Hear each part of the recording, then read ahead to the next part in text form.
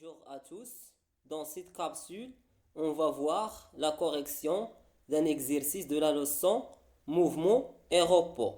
C'est l'exercice 19 de la page 89 qui est intitulé Mouvement d'un point d'une pale de Manuel Étincelle pour les élèves de la troisième année collégiale.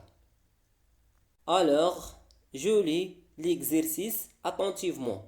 Un hélicoptère décolle et s'élève verticalement à une vitesse constante. C'est-à-dire, un hélicoptère se monte verticalement à une vitesse constante. Voir la photo ci-dessous. On désire étudier le mouvement d'un point M situé sur une pale par rapport à différents référentiels.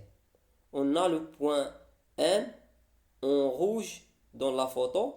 L'objectif est d'étudier le mouvement d'un point M, de ce point qui est situé sur une pale, comme vous voyez dans la figure ou dans la photo, par rapport à différents référentiels. Alors, la question 1, quelle est la trajectoire du point M par rapport à un référentiel lié à la pale? 2. Quelle est la trajectoire du point M par rapport au pilote? 3a. Quelle est la trajectoire du point M par rapport à une personne debout sur le sol?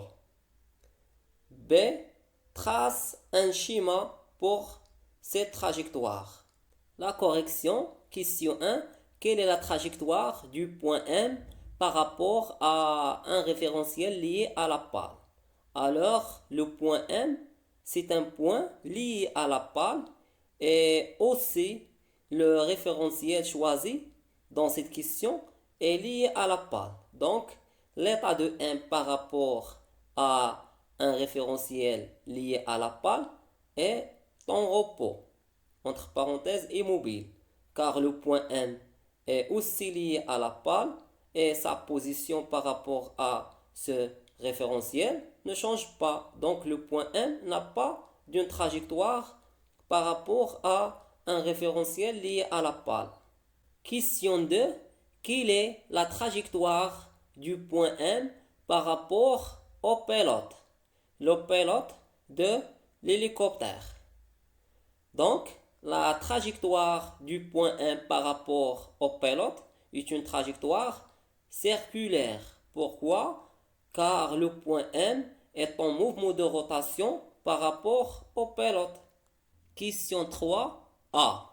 Quelle est la trajectoire du point M par rapport à une personne debout sur le sol? Maintenant, on va déterminer l'état du point M par rapport à une personne qui est debout sur le sol, comme indique la photo ci-dessous. Alors, la trajectoire du point M par rapport à une personne debout sur le sol est une trajectoire curviligne, car le point M est en mouvement de rotation et de translation en même temps par rapport à cette personne. B. Trace un schéma pour cette trajectoire. Donc, on trace la trajectoire du point M par rapport à la personne, comme vous voyez dans la photo.